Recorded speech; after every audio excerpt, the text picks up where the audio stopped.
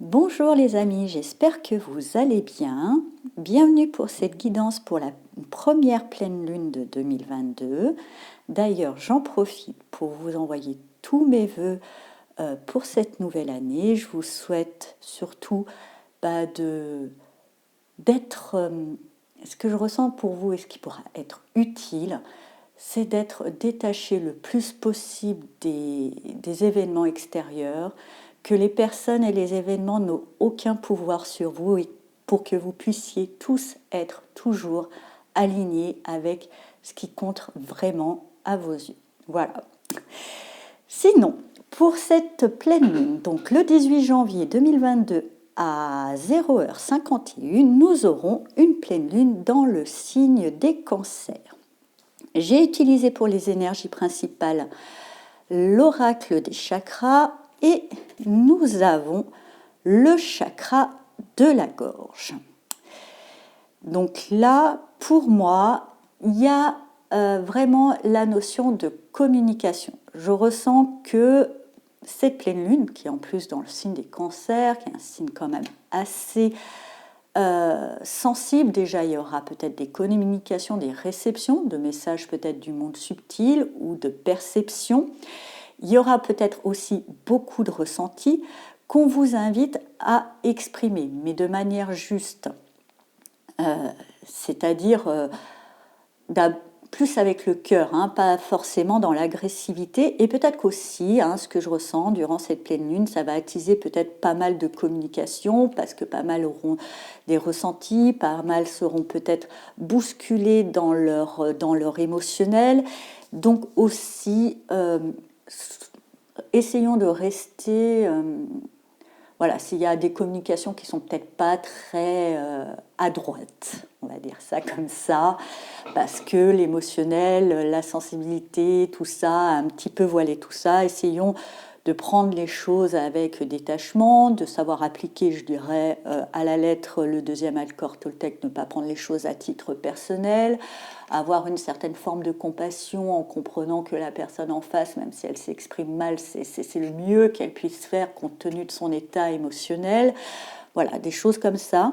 En tous les cas, il y a une notion quand même où la communication sera importante, mais aussi pour moi, je ressens où la réception de cette communication, c'est-à-dire comment on la prend, sera aussi très importante. Donc veillons à la prendre de la manière la plus sage, de la plus adulte, la plus mature, avec une certaine forme de distance.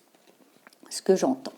Donc on va voir avec le grand tarot Béline quelle invitation de croissance nous avons. Et avec la maîtresse de sceptre, c'est-à-dire la reine de bâton si vous préférez, on voit qu'il y a les énergies bélier et Mars qui sont là, donc il y a quand même quelque chose d'assez combatif. Ça m'a attiré l'œil, ces symboles-là. Moi, je regarde toujours les symboles qui m'attirent, les mots qui m'attirent. Des fois, pas tous. Mais là, je pense qu'il y a une notion aussi de savoir revendiquer, c'est-à-dire justement dans les communications, certaines choses pourraient nous bousculer, mais c'est aussi du coup la possibilité de revendiquer sa position. Si ça nous bouscule, essayons de mettre la lumière, comprenons qu'est-ce que ça vient toucher en nous, car en règle générale, quand ça nous bouscule, c'est que ça vient bousculer une valeur qui est importante pour nous. Et ça nous permet du coup de cibler cette valeur. Et au lieu de la protéger, ou de se dire l'autre menace ma valeur, non, personne menace quoi que ce soit. Plutôt essayer de voir qu'est-ce que je peux faire pour nourrir cette valeur. Laissons l'autre essayer de menacer ma valeur, l'autre n'a que le pouvoir qu'on lui accorde. Je pense que vous voyez de quoi je veux parler en ce moment, c'est bien d'actu, mais je pense que ça va encore monter crescendo. Donc l'autre n'a que le pouvoir qu'on lui accorde, laissons-le parler, mais même remercions-le parce que justement dans les propos, dans les choses, dans ces communications qui nous bousculent, il met en lumière, il nous permet de mettre en lumière nos valeurs qui sont importantes pour nous. Et du coup, prenons position pour ces valeurs, c'est-à-dire nourrissons-les. Ne cherchons pas à les défendre contre, ne perdons pas du temps et de l'énergie à défendre, sachant que l'autre n'a que le pouvoir qu'on lui accorde, donc si on ne lui accorde rien, c'est bon. Mais prenons ce temps et cette énergie pour se positionner à nourrir cette valeur. Qu'est-ce que je peux faire pour ? pas qu'est-ce que je peux faire pour la protéger contre, qu'est-ce que je peux faire pour la nourrir, qu'est-ce que je peux faire moi, qu'est-ce que je peux faire moi à mon niveau, dans mon petit espace, dans mon petit périmètre, voilà. Donc il y a une notion quand même de prendre position avec confiance et de renouer aussi avec, je ressens comme invitation de croissance, de prendre conscience, de renouer avec notre pouvoir. On a tous un pouvoir sur nous-mêmes, sur nous, sur les choses, surtout si on ne perd pas son temps à accorder ce pouvoir à l'autre en donnant de l'importance aux propos, aux communications de l'autre. Si on ne s'éparpille pas, on peut se reconcentrer sur soi et travailler sur ce pouvoir intérieur, travailler sur cette confiance intérieure qui sera peut-être bien utile pour la suite. Qu'est-ce qui nous aide justement dans cette demande de reprendre notre pouvoir, notre autorité, notre confiance en nous? Avec le 3 de bâton, je dirais c'est des actions. On a peut-être déjà posé des actions. Ce qui peut nous aider, c'est de poser des actions peut-être plutôt concrètes, des petites choses. On est quand même dans le 3. Et on est dans les premiers chiffres des bâtons. Mais je ressens, pour moi, c'est de poser déjà un premier pas, des petites choses. Savoir aussi, pour moi, reprendre confiance, savoir aussi célébrer nos petites victoires du quotidien, même si elles ont l'air ridicules. Peut-être que c'est ça aussi, petit à petit, reprendre cette confiance, reprendre ce pouvoir, reprendre cette conscience de notre valeur. C'est savoir aussi reconnaître nos petites victoires, nos petites actions, mettre des objectifs, je dirais, atteignables, parce que si on vise un petit peu trop, ça peut du coup plutôt saboter la confiance, savoir fractionner, prendre des petites étapes, donc voilà, des petites actions au quotidien pour nourrir ces valeurs qui sont importantes à nos yeux. C'est pas forcément, et voilà, petites actions, petites choses, petit à petit, petit plus petit, plus petit, plus petit, plus petit, donne grand. Au lieu de voir grand tout de suite, parce que ça peut être saboteur. Qu'est-ce qui nous aide moins? Avec la maîtresse de cycle ou la reine de denier, ce qui nous aide moins, c'est peut-être un manque de soins pour soi, un manque d'amour aussi pour soi, de bienveillance justement. On est peut-être un peu trop dur vis-à-vis de soi.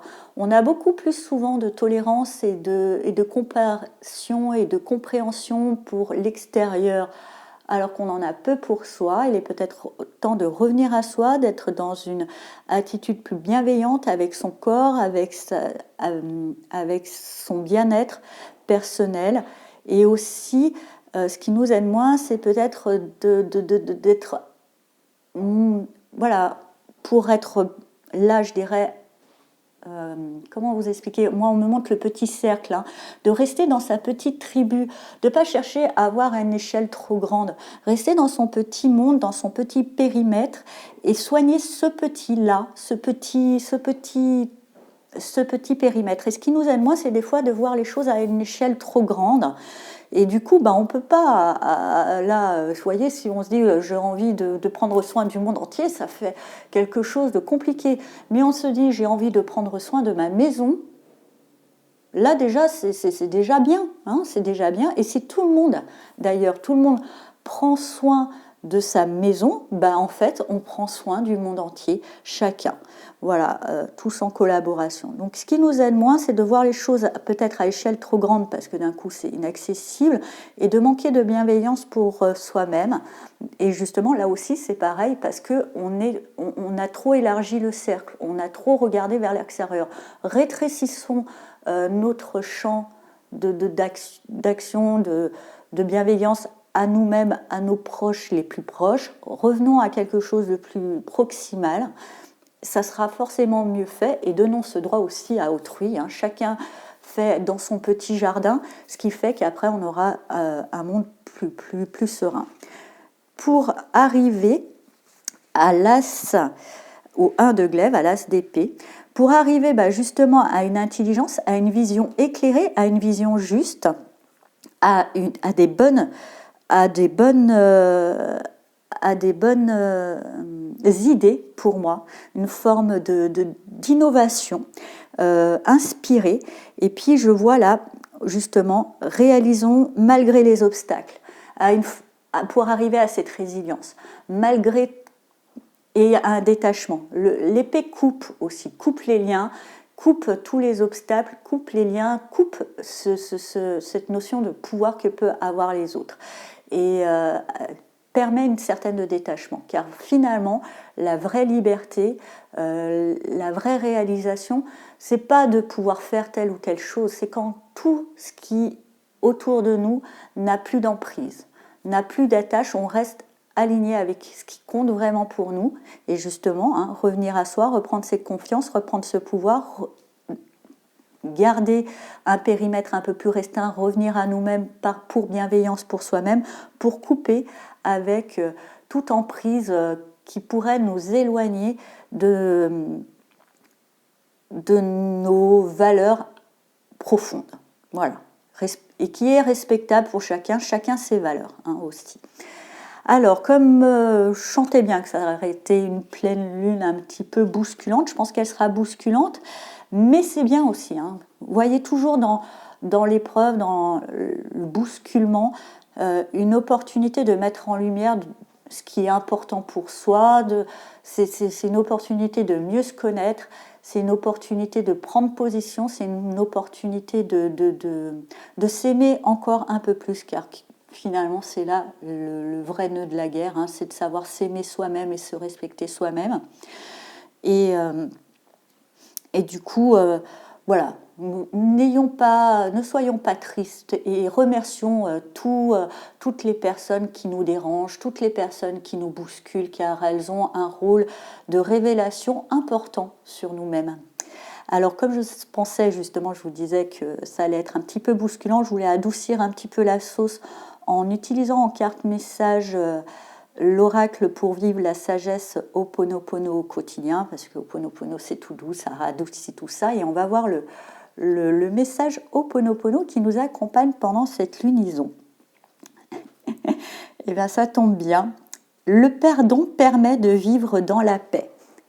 Alors, si des événements douloureux du passé viennent perturber notre présent, acceptons de pardonner aux autres, mais également à nous-mêmes, afin de vivre une existence de paix et de bonheur.